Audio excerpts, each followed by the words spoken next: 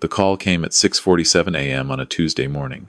I was already awake, nursing my second cup of coffee and watching the snow fall outside my kitchen window in Toronto. The number on my phone showed my brother's name, Glenn. We hadn't spoken in 3 weeks, not since our last tense visit to Mom's nursing home. Douglas, his voice had that false solemnity that immediately put me on edge. I have some difficult news.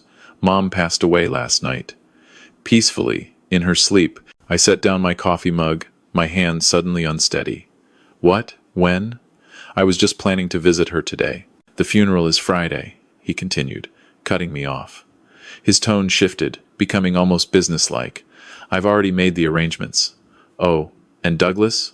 About Mom's estate? The will is very clear. Everything goes to me. The house, the cottage in Muskoka, her investments. All of it. You get nothing. Don't even think about contesting it. Then he hung up. I stood there in my kitchen, staring at the phone in disbelief. My mother, dead, just like that? And Glenn's first priority was to inform me I was getting nothing? Not I'm sorry.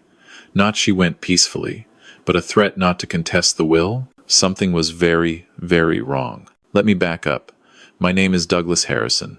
I'm 64 years old, a retired civil engineer who spent 40 years designing infrastructure across Ontario. My wife, Catherine, passed away 3 years ago from cancer. We had one daughter, Emma, who's now 28 and working as a marine biologist in Vancouver.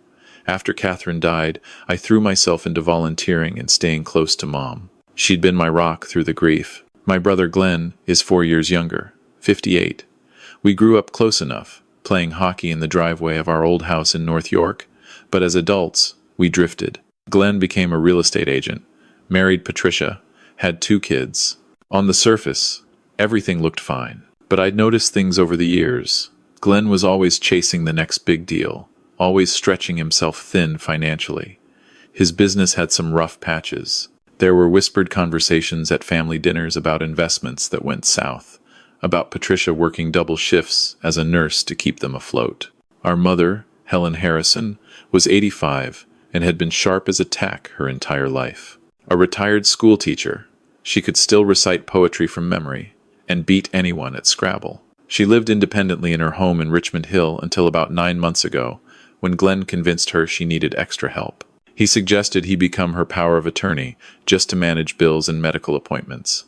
Mom was hesitant, but Glenn was persuasive. He was her baby boy, after all. That's when everything changed. Within weeks of Glenn getting the POA, Mom was suddenly diagnosed with severe dementia. Glenn moved her into a nursing home, Maple Grove Care Center, saying she couldn't live alone anymore. When I visited, I was shocked. My vibrant, witty mother sat in a chair, staring vacantly. She didn't recognize me. She barely spoke.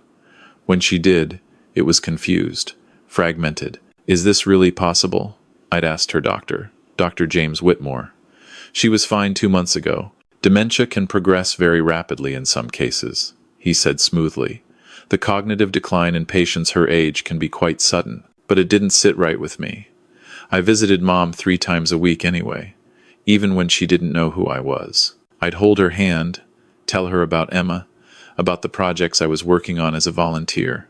Glenn visited too, but less frequently. When he did, he always seemed rushed, always checking his watch. Now, standing in my kitchen with Glenn's words still ringing in my ears, I realized what I'd been too blind to see. This wasn't grief talking. This was greed. I called Maple Grove Care Center immediately. I'm calling about my mother, Helen Harrison, I said when someone finally answered. I just heard she passed away last night. There was a pause. I'm sorry, Mr. Harrison, but I don't have any record of that. Let me check her room. My heart started pounding. A few minutes later, the nurse came back on the line. Sir, your mother is fine. She's having breakfast right now. Is there some confusion? I sat down heavily. Can you do me a favor? Don't tell anyone I called, especially not my brother. I hung up and immediately dialed my daughter. Emma answered on the 3rd ring, sounding worried. Dad, it's barely 7 in the morning there. What's wrong? Your uncle just told me Grandma died. But she didn't. She's alive. Emma, I think Glenn is trying to steal her estate. There was silence. Then, Dad, that's elder abuse. That's fraud. What are you going to do? I don't know yet. But I need to figure this out fast. He said the funeral is Friday. That's 3 days from now. After talking to Emma, I spent the morning making calls. First, I contacted a lawyer I'd worked with before on a construction contract dispute, Robert Chen. I explained the situation. "Douglas, this is serious," Robert said. "If your brother has power of attorney and is misrepresenting your mother's condition or misappropriating her assets, we're talking about criminal charges. But you need evidence, solid evidence." Next, I hired a private investigator, Sarah Mitchell. She came to my house that afternoon, a sharp woman in her mid-40s, with gray streaking her dark hair. "How long has your brother had POA?" she asked, taking notes. 9 months, right after Mom supposedly developed dementia. "And before that, your mother was competent?" "Completely. She was volunteering at the library, playing bridge twice a week. Then suddenly, she couldn't remember her own name." Sarah nodded. "I've seen cases like this. Give me 48 hours. I'll find out what's happening with your mother's finances." That evening, I drove to Maple Grove. I didn't tell them I was coming. When I got to Mom's room, she was sitting in her usual chair by the window, staring out at the darkening sky. Her gray hair was thin now, her face more lined than I remembered. But something about her seemed different tonight. Less drugged, more present. "Mom," I said softly, pulling up a chair beside her. She turned slowly, those familiar brown eyes meeting mine. There was something in them. Recognition? Or was I imagining it? "It's me, Douglas, your son." She blinked, her mouth working like she wanted to say something. But then a nurse came in to check her vitals, and the moment was gone. I drove home through the snow, my mind racing. What was Glenn planning? A fake funeral to convince everyone Mom was dead. Then what? Transfer all her assets while everyone thought she was gone? It was insane. It was also, I was realizing, potentially brilliant in its audacity. Sarah called me the next morning. "Douglas, you need to sit down." I sat at my kitchen table, phone pressed to my ear. "Your brother has been very busy. In the past 8 months, he's transferred approximately $280,000 from your mother's accounts into his own. He sold her cottage in Muskoka to a numbered company, which I'm still tracing, but I suspect he's behind it. He's also been drawing on her credit cards. And Douglas, the doctor who diagnosed your mother's dementia, Dr. James Whitmore, he went to university with your brother. They've been friends for 30 years. I felt sick. So, Mom's dementia could be medication-induced. If she's being overprescribed sedatives or antipsychotics, it would explain the sudden cognitive decline and the vacant behavior. That's attempted murder. That's what we need to prove. I'm getting copies of her medical records, but that takes time. In the meantime, I'd suggest you visit your mother again. Document everything. Record conversations with your brother if you can. Ontario's a one-party consent province. That afternoon, I was back at Maple Grove. I'd brought my phone, ready to record anything suspicious. But when I got to Mom's room, it was empty. A nurse I didn't recognize was changing the sheets. "Where's my mother?" I asked, panic rising. "Oh, Mr. Harrison? Your brother took her out for a drive. He said she needed some air." My blood ran cold. "When?" "About an hour ago." I ran to the parking lot, but Glenn's black Mercedes was already gone. I tried calling him. No answer. I called 5 times. Nothing. Finally, 3 hours later, they returned. Glenn helped Mom out of the car, supporting her as she shuffled back to her room. She looked exhausted, confused. Glenn saw me waiting in the hallway. "Douglas?" he said, not even bothering to hide his annoyance. "What are you doing here? You said Mom died yesterday. Yet here she is." He had the audacity to laugh. "Oh, that? Yeah. Sorry about the confusion. I meant to call you back. False alarm. Mom had a bad episode yesterday, and I thought, well, you know, these things happen with dementia. Where did you take her today?" "Just for a drive. She likes getting out." "Really? Because she looks like she can barely stand." "Back off, Douglas." His voice dropped, became harder. "I'm her power of attorney. I make the decisions about her care, not you. You want to challenge that? Get a lawyer." He brushed past me, helping Mom into her room. Through the doorway, I watched him settle her into her chair, speaking to her in a low voice I couldn't hear. Then he left, not even looking at me as he walked away. I was about to leave when my phone buzzed. An unknown number. I almost ignored it. But something made me answer. Hello? Silence.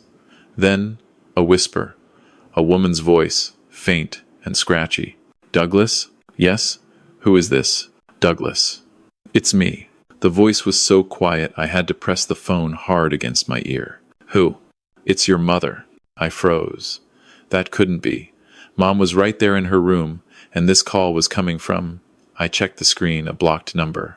Douglas, listen carefully. I don't have much time. I need you to come to my room tonight. Late. After 10. Make sure Glenn isn't here. And Douglas?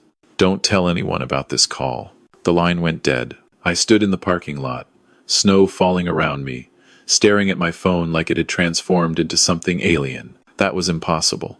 Mom couldn't have called me. She could barely string 2 words together.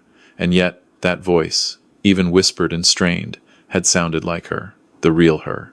The sharp, clear-minded woman I'd known my entire life. I waited in my car until after 10 p.m., watching the nursing home. Glenn's Mercedes was long gone. The night shift was on, just a skeleton crew. I used my key code to enter through the side door and made my way to Mom's room. She was sitting up in bed, the lights low.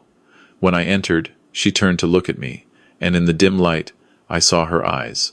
Clear, focused, completely lucid. Close the door, she said in a normal voice, not the confused mumble I'd heard for months. A normal, strong voice. I shut the door, my hands shaking. Mom? What? Sit down, sweetheart. We need to talk, and we don't have much time. I sat, completely stunned. Are you okay? What's happening? My mother, who I'd thought was lost in the fog of dementia, smiled at me. Actually smiled, with that wry expression I remembered from childhood when she'd caught me and Glenn sneaking cookies before dinner.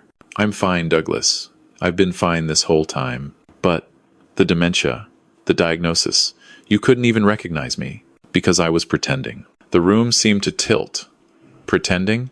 She reached over and took my hand. Her grip was firm, steady. Nothing like the weak, trembling hands I'd held for months. Douglas, I'm 85 years old. I've been thinking a lot about mortality, about what happens when I'm gone, and I realized I needed to know something. I needed to know which of my sons would actually take care of me, not for my money, not for inheritance, but because they loved me. So you, fake dementia, to test us? When Glenn suggested becoming my power of attorney, I saw an opportunity. I agreed, but I also consulted my own lawyer, someone Glenn doesn't know about. I put most of my assets in an irrevocable trust weeks before Glenn got the POA. The accounts he has access to, I only left enough in them to see what he'd do. I couldn't process this. Mom, why didn't you tell me? Her eyes grew sad. Because I had to test both of you. I had to see who would visit me when I couldn't give them anything back. Who would hold my hand even when I didn't know their name. And Douglas, you came, 3 times a week. You sat with me. You talked to me. Even when I acted like I had no idea who you were. Tears were running down my face now. Of course I came. You're my mother. I know that now. But Glenn, she shook her head. Glenn failed, Douglas. Worse than I ever imagined. I've been documenting everything. Every time he came to pressure me to sign papers. Every time he got angry when I played confused. Every time he took something from this room, thinking I wouldn't notice. I have it all recorded. The $280,000. He took it, from the accounts I left accessible. I've been letting him dig his own grave. Mom, he told me you were dead. He's planning a funeral for Friday. She nodded. I know. He told me today during our drive. He said I was going to have an accident, that I'd pass away peacefully. He wanted me to agree to sign papers first, transferring everything. But I refused, played confused. He's running out of time, and he knows it. This is insane. This is dangerous. We need to call the police right now. No, not yet. Robert Chen, your lawyer. He's been my lawyer too for the past month. We have a plan. But I need you to trust me, Douglas. Can you do that? I squeezed her hand. Always.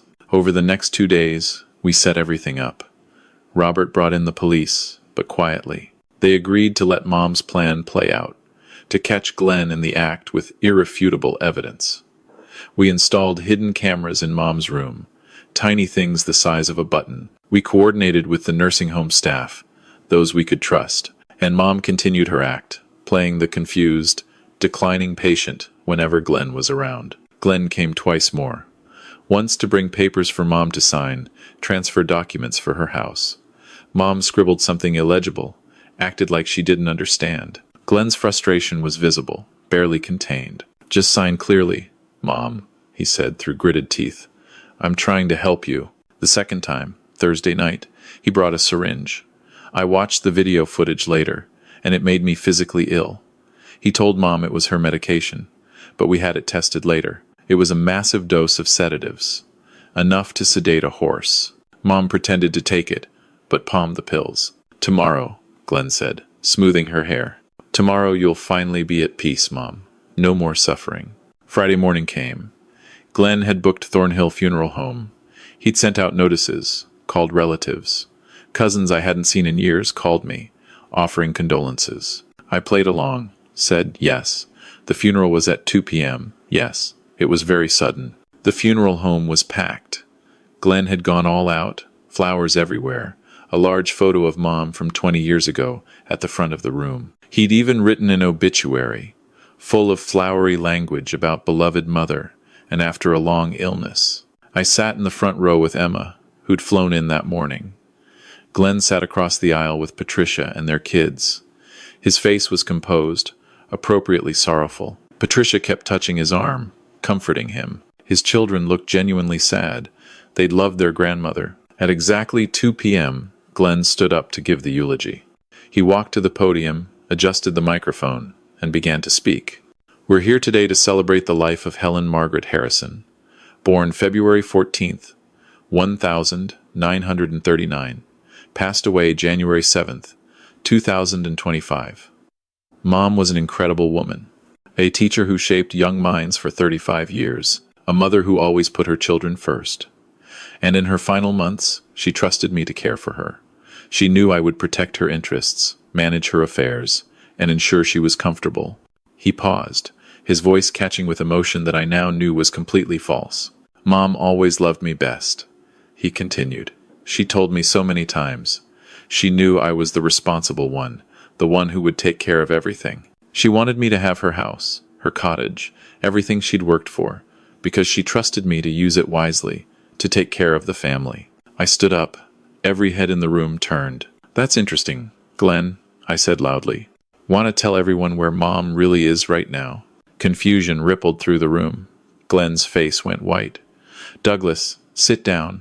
This isn't the time." "Where's the body, Glenn? Where's Mom's body?" "She's being cremated. We discussed this." "Really?" "Because I called the crematorium. They don't have her." Patricia grabbed Glenn's arm. "Glenn, what is he talking about?" The doors at the back of the funeral home opened. Every person in the room turned. And there, framed in the doorway, was my mother. She walked in slowly, using a walker, but her back was straight and her eyes were sharp. Behind her, 2 police officers in uniform followed. The room erupted. People stood up, gasping. Someone screamed. Glenn's daughter burst into tears. Mom made her way down the aisle. When she reached Glenn, she stopped. "Hello, son," she said clearly.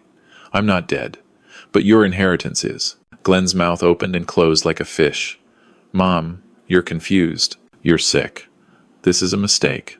"I'm not confused, Glenn. I've been recording everything for the past 8 months. Every threat, every theft, every time you tried to get me to sign documents transferring my assets to you, every time you drugged me to keep me compliant." She turned to the assembled crowd. Many of them were crying now, some in relief, others in shock. "I'm sorry for deceiving all of you," Mom said, "but I had to know the truth. I had to see what my son would do when he thought I was helpless, and what I found broke my heart." One of the officers stepped forward.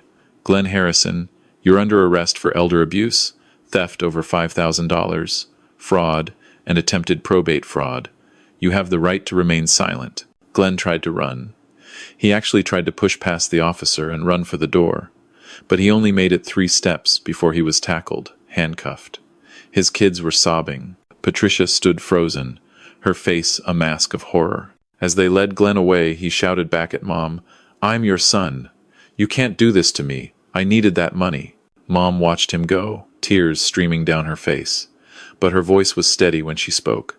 You were my son, but you stopped being my child the moment you decided my life was worth less than my bank account. The legal proceedings took months. Glenn initially tried to fight the charges, claiming Mom was actually incompetent and he was just trying to help. But the evidence was overwhelming.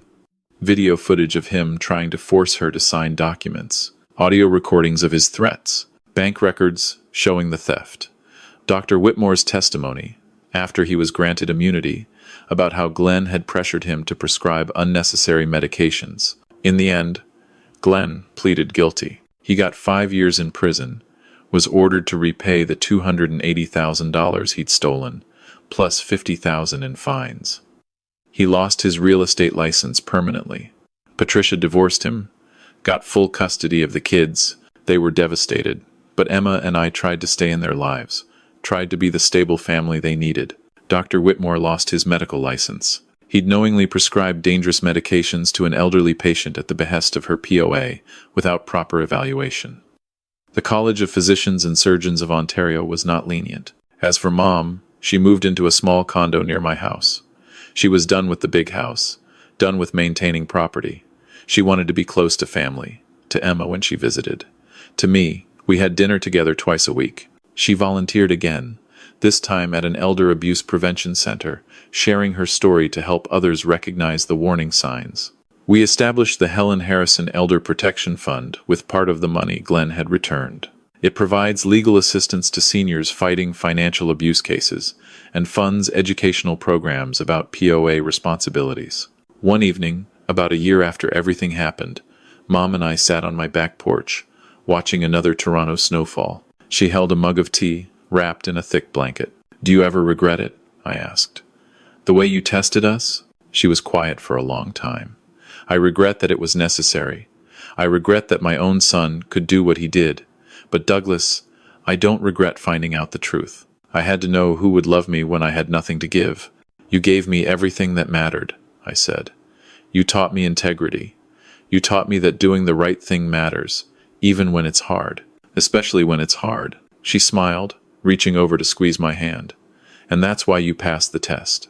Not because you visited me, though that mattered, but because even when you thought I was gone, even when you thought you were getting nothing, you fought for what was right. You didn't let Glenn get away with it. You protected me, even when I couldn't protect myself. That's what family does.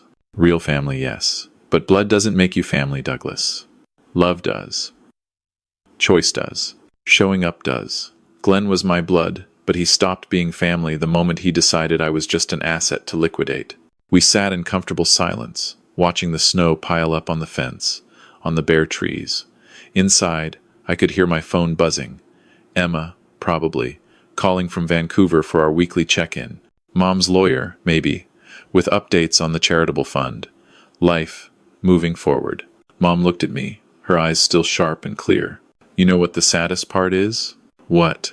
"If Glenn had just asked, if he'd just been honest about his financial problems, I would have helped him. Not with everything, not enabling poor choices, but I would have helped. Instead, he chose to steal. He chose to treat me like I was already dead. And that choice cost him everything." I didn't know what to say to that, so I just held her hand.